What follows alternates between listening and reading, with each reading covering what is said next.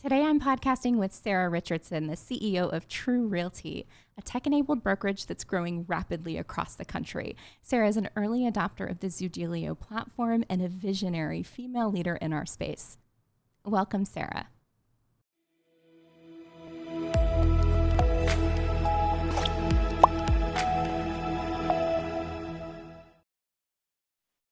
Welcome, Sarah. I am so excited to have you today. Thank you, Kayla. I'm excited to be here. This is great. Yeah, it is great. Well, you are just such an inspiring female leader in the real estate industry. So I am honored to have you. Thank you so much. Share with our listeners a little bit about yourself. Yes, thank you for having me. My name is Sarah Richardson. I am the founder and CEO of Tru Realty.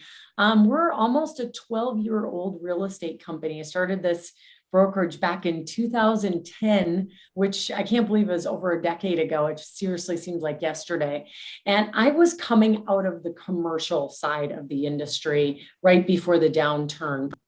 And commercial is a very different animal. The sales cycles are a lot longer and it takes a lot longer to scale. But with that, there's a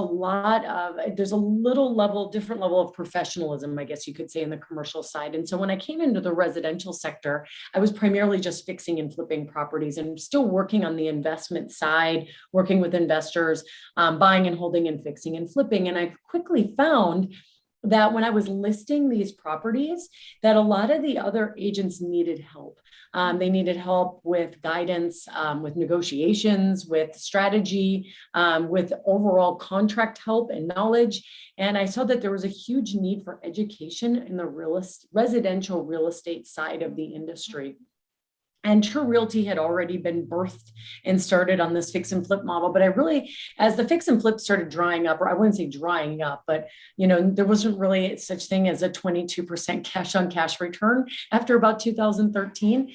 So I really pivoted that side of the business and started educating agents. And we've been really, really successful at educating brand new realtors, people coming directly out of real estate school and getting them up and running fast. And that's been our bread and butter. We have seasoned agents. We have agents that have been with us 5, 6, 7 years that have gone through this training. And now we're at our highest split and they become our brand evangelists and really tout our good name. But ultimately, this is really where we excel, is getting new people to give an amazing consumer experience, to feel confident, and to grow and scale their businesses quickly. 43% of our new agents have their first deal in escrow within 3 months of completing training, where the national average is 6 to 9 months, depending on where you are in the United States. So we know that we're getting our brand new agents selling 100% faster than pretty much our competition out there. Wow. Well, so cool. Thanks for sharing those numbers. 43% of your new agents have a deal done within, you said, 3 months? Correct. Wow. Okay. So awesome training. Well, that just speaks to what you are creating. And the way I see it, it's the future of real estate. And you're expanding. I know, congrats. I know that you've just launched in other markets in other states. So that's exciting. Thank you. Yeah. So tell us a little bit about Tru Realty and just the vision for the company. Yes. So, the average age of a realtor is mid 50s, and depending on where you look, let's just say mid 50s. And the average realtor is using about 15 different technologies on any given week in their business. And then we wonder why we have adoption rate problems in technology, right? We're 15. Yes. That's a lot. That's a lot. That's a lot. A lot of passwords. There's a lot of passwords. That's a lot of marketing, things not speaking, everything siloed. It's a challenge, and we need technology to run our businesses. But, people my age and a little bit older, we have adoption rate problems because it's a lot coming at us all at once. But we're finding that new agents, people that are looking at real estate as their first career, not necessarily their second or their third or their fourth, people coming directly out of university or actually still even in university, pick up technology and use it right away. Adoption is not even an issue. It's very, very intuitive for people in their early to mid 20s to pick up and use a CRM, to use marketing, to actually even run an ad in social media and make it work, to get followers, all these things digitally that people my age and older are having challenges with. Young people don't have this issue. So while we've been notoriously good at training agents, we're really looking to create the real estate agent of the future. People that are coming out of university, that are looking at this as their very first career, that want to dive in, that want to help maybe their friends rent properties or help their friends' parents buy investment properties, and really diving into real estate right away. And so that's really been our core agent and the agents that we're looking to achieve and are looking to recruit into the brokerage. Okay, that's exciting because there are many really amazing entrepreneurs coming into real estate. And so it's exciting that they have someone like Yes. you that they can partner with. And, an interesting thing that I read about you is you won an award, I think in 2020, for being the #1 designated broker in the Phoenix market. So that was really cool. Congrats on Yes. that. Thank you. And what I also love is not only do you have just this appetite to really, make realtors professional again, dare I say.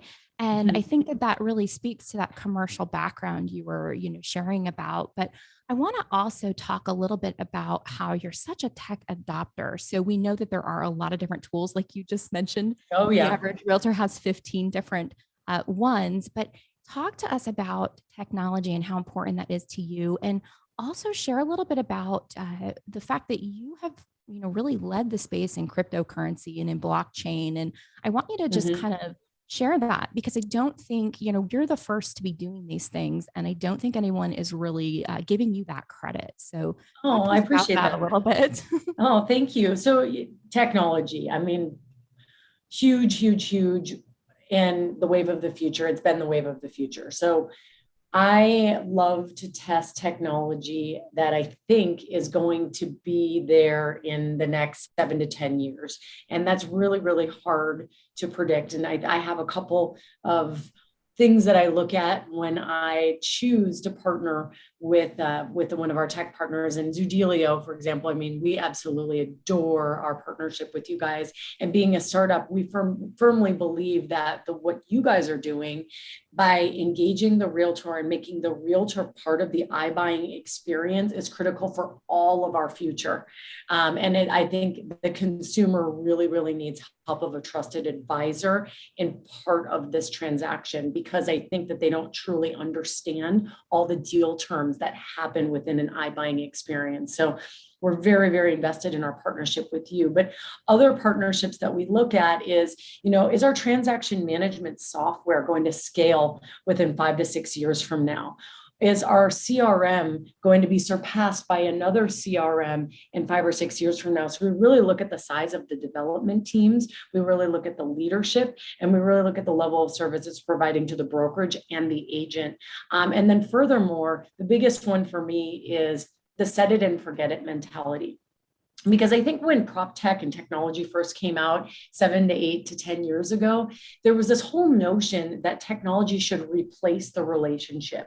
And then over the course of several years, we've realized that that we are a relationship business, and technology should not be replacing our relationships with our clients and the consumer.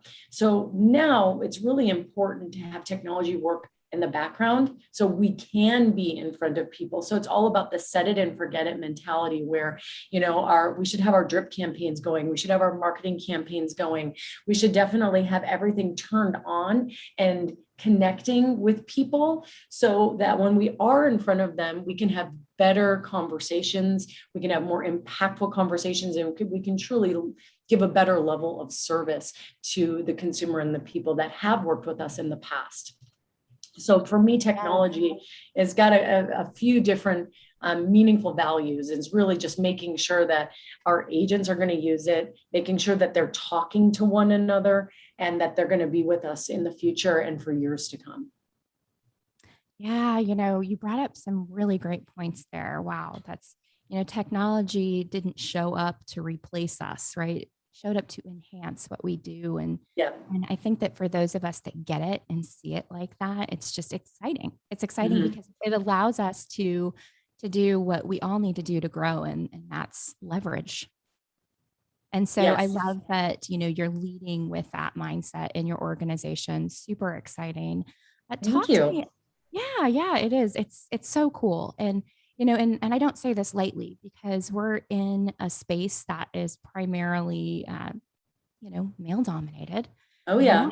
I kind of want to pivot for just a moment. I don't want to talk a whole lot Okay. about this, but I'm kind of using this as a little bit of research and development, to be honest, because I was invited onto a podcast and I'm going on and I get the list of questions that they're going to ask me, and they're all kind of related to what I think about the reality that I think 60 something percent of realtors are female. Majority. 65 or something that I read last. It's definitely mid 60s. That's a lot. That's awesome. Right? That's Awesome. awesome, right? It's awesome. But then if you look at the representation in real estate in the industry in the C-suite level, I think less than 7% is represented by female. And Absolutely. so you and I both share similar roles, right? We're both Mhm. CEOs of our companies, and we're kind of that unique breed. So I want to get your thoughts on this. What do you think about this? Yes. Well, I think that it's great that you're drawing attention to it. It's something that, you and I have spoke about in the past as well. And I think it's, this underlying notion that, women are, coming into their own and women are getting stronger in leadership positions. But there's a dichotomy shift happening. I do see that happening very, very slowly. But at the management, and not just the managing broker, there's a lot of female managing brokers, but at the ownership level and the C-suite level on the brokerage landscape and probably the prop tech landscape as well, there are very few women. And so I think it's good for us just to draw attention to that, because there may be a lot of women that, want to get into management ownership, want to be entrepreneurs and launch their own tech, and may be apprehensive because they feel that they can't do it. Or ultimately, it's just very, very daunting, and it's a huge risk. And I think a lot of women have a hard time with risk. For me, I'm a gambler and I don't go to Vegas and I don't play blackjack and I don't play craps. But I think in life, I tend to make bigger wages. And I've always kind of been like that. And I've always been somebody that's like, you know what? If we don't grow by another 10% next quarter, we could really be in trouble with our runway, right? These are real life things that we have to deal with on a daily basis to keep a company in business. And I think always in the past, men have been so much better at taking those kind of risks, where I think we need to talk about that women can absolutely do this too. And ultimately, women bring a completely different perspective to large organizations and to this C-level position and in an ownership perspective, because I can say that, we're equally as successful as an organization as many other men that are doing similar things to us. But we have a different take and we have a different twist and we have our own way of being. And our brand is just as important as anybody else's brand, if they're a man or a woman, but women can do it. I think there's a risk involved with it that has been challenging in the past, but hopefully Yeah. not for long. Exactly. Hopefully, well, and we're seeing a shift, I think. But you mentioned something that I'd not thought of before, and that's that maybe risk aversion. Maybe Mhm. men tend to be more, risky. I don't know. Maybe that was a point that, you know, I'd never thought of that before. So that was really cool. Well, I think women are nurturers, everything is all about nurturing safety, making sure that they're protecting the nest, protecting their money, protecting their bank accounts. And so when you have to put down pretty much everything that you own on the line to see if you can make a company work, that's very, very scary for anybody, man or a woman. Ultimately, entrepreneurship was not big when I was going to college. They didn't have entrepreneurship as a degree at ASU when I was going to ASU. Now everyone wants to be an entrepreneur. Everybody Right. wants to create their own hustle and, be, masters of their own future and really control their own destiny. And I think that, if we were to sit on a college campus right now, and based on the people that we're talking to that want to get into real estate that are in their early 20s, 50% are men and 50% are women. So I'm starting to see that, anybody that wants to be an entrepreneur isn't just a man by any stretch of the imagination. And these could be the women of the future that are doing what we're doing. And when you're younger, you don't have a mortgage, you probably maybe have a car payment. Who knows, mom and dad are even possibly helping you with that. So training people to take risks earlier makes them a little bit easier. It makes it easier down the line, because when you're jumping into a full commission or jumping in to start a business and you're putting, your mortgage at risk and maybe creating a bunch of debt, that's very, very scary for a lot of people. And I think especially for women. Good insights. Good insights. And I'm listening to you and I'm going like, yeah, that is hard. Oh yeah, that was hard, as I'm thinking of all of the things that all we've the had sacrifices you made. Yeah. Yeah. What do you think I would like to know. I mean, we're going to say it. I'm like, what do you think your biggest sacrifice was? Oh, are you asking me? I'm asking you because I think I know mine. Oh, I've never thought about that question. You've got me stumped here for a moment. Let me think here. Ooh, so this is interesting. In creating Zoodealio, I think the biggest sacrifice was to not be in sales any longer, to not be, I'm no longer handing over the keys and feeling that insanely exciting emotion that buyers have when they first move in, or just that accomplishment of a seller transaction that just went so well that the seller's just elated. And, being in those parts and intimately being the one, I think in stepping up to leadership, that is what I sacrificed, I think. That's interesting. Yeah, so I don't know. That's really interesting, because you were, you may be putting yourself in that 65% category and then taking a leap of faith, putting a bunch of risk down, and then starting to being a CEO of a tech company. Right. That's a huge pivot. Very big pivot. So what do you think yours is? Well, I haven't switched industries. I didn't make as big of a pivot as you did, but when I started Tru Realty, I was pregnant. I was fixing and flipping properties, and I was starting a brokerage, and I was starting an educational platform. So for me, I had my babies and I was back to work 24 hours later, and I was still up with them all night, and I was home, and I always had a hard stop. I'd put 8 hours a day in as impactful as I could, but I wasn't that mom that had any vacation time or a leave of absence. I was back to work immediately. So some of those were some of the maternal stuff, were some of the sacrifices that I made, and my kids are very well adjusted. We have an amazing close relationship, so I don't feel that they were impacted, though looking back, it's like, wow, it would have been nice to have 6 months with my kids, or 3 months or something like that, which I didn't have that. And so I feel like that was a big sacrifice, though I still think it was worth it and I don't regret it.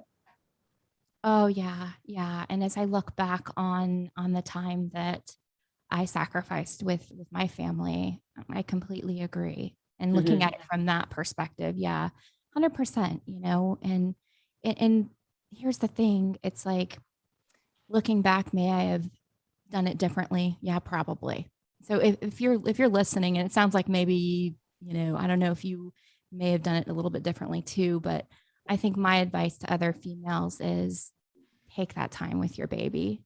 Yeah. You can always pursue your dreams, right? You can take a few months. But yeah, I was the same way, Sarah. I remember, when I had my son, it was just the height of my career in 2005. We were just insane, and same thing. I was working from the hospital. Yep. We sometimes, here's the reality. Sometimes as women, we wear those things like as badges of honor. Yeah. And I think that that's kind of unnecessary, right? Like we owe it to ourselves to take that breathing room when we need to. And having your baby is definitely a little bit of a moment to pause. Yes, for sure. But, For you know, sure. I can tell you're very go, go, go. You are a driver. You get things done. I want to hear a little bit about, like, take us through a typical day for you. What does that look like? Oh, wow. So I'm a firm believer that in order to be performing at your best at work and at home with your family, you need to be in mentally, physically healthy, and you need to be mentally and physically healthy, I guess is what I'm trying to say. So I go to bed very early. I'm 8:30 to 9 p.m. at the very, very latest is when I go to bed, because I wake up at 4:20 every morning so I can be at a 5 a.m. workout. So I work out from 5 a.m. to 6 a.m. I try to make it 4 to 5 days a week. It really ends up being 3 to 4 days a week because something always happens. It's usually work or kid related. But I'm at the gym 5 a.m. I get home, I'm showering and taking kids to school, usually doing a couple calls in between, checking email, making sure nothing's missed, and then having a hard start at 8 a.m. every single day. And I'm pretty much scheduled out every 15 to 30 minutes. And so I have two other people managing my schedule right now. And so they kind of handle it.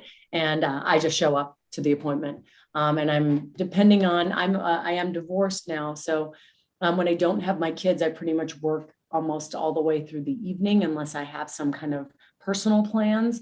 But when I have the kids, I'm a hard stop at 4:50, so I can be at their sporting events, or I can be home with them or driving them around or whatever they have after school activities and being with them until they go to bed around 8. So when I do have my kids, I have, 5 p.m. to 8 p.m. with them. Pretty much, unless it's a work emergency, I don't answer the phone or I'm not really engaged in work, so I can really focus on being with them. And then I do it all over again the next day. It's like, so sounds like you got a lot going on, girl. Yes. Yeah. Everything for me is time. Time is the biggest commodity of my life. 100%, right? They Yeah. print more money. They ain't printing more time. I know. I need more time printed. I need the hot tub time machine. And I Right? need it. Yeah, I need it. Yeah. Actually, my shoulder is so sore from the gym this morning. I'm like, I actually need a real hot tub right now. Oh my Yeah. goodness. Yeah. Well, so kudos to you and all of your hustle. Before we go, I want to ask you some Okay. questions before we end our time today. I want to ask you a couple questions that are focused on the realtor. Okay. So, realtors, they're listening. Maybe they've had their best year ever. Maybe they're just starting out. Who knows? We have a spectrum of listeners on the iBuyer experiment. What would be your biggest piece of advice to them going into the new year? What's the one thing they need to be focusing on? Okay. There's like 20 things that came into my mind right now. And so I'm going to speak to the agent that is probably struggling a little bit. That's maybe more commission to commission in terms of paycheck. That's really trying to scale their business, but can't quite get there. Ultimately, I'd really look at creating a marketing plan for the year, sitting down over the holidays and putting together a 52-week marketing plan. What are you going to do for every single week for the rest of the year? There's a lot of really cool, exciting 52-week marketing plans that you can look up on the internet. I know that we have some for our agents, and it's little tiny touch points to your sphere of influence, people that you know, to create meaningful relationships so that you can start to have conversations and get face to face with people. So that would be that would be my one thing that came to my head. I thought about like 20 all at once. Oh, no, that's great. That's fire. And if you are to do that, you're setting yourself up for an amazing year, right? Yes. So, okay, great. All right. Another question for you for realtors. It can be kind of emotionally draining in our industry, right?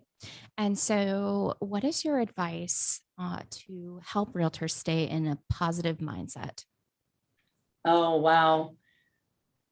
First of all, you've got to understand and just go with the flow, because there are just knowing and just preparing for the fact that you're going to have a bad day and being and acknowledging that, wow, this is a bad day and I'm just going to get through it. I think is making you one step ahead of it, because being a realtor is this, right? It's literally like a heart rate monitor. And so I think knowing that it's going to happen and accepting that it's going to happen is part of the challenge. And then I really go back to being physical. Like I really find that when my body is active, I'm a lot less stressed. And I can get really caught up in the stresses of work. And I'm very, very guilty. And it's not just from a realtor perspective, from a management and an ownership perspective. There's good days and there's bad days. And so I really make sure that those days that I know are bad, I maybe shut it off a little bit early, go for a run, get outside, clear my head. And it's amazing how much just getting out and doing some deep breathing can really just help reset things before you have to start a new day. Excellent, excellent advice. And then the last question that I have for you today is, what book do you recommend that every realtor read? Oh, wow.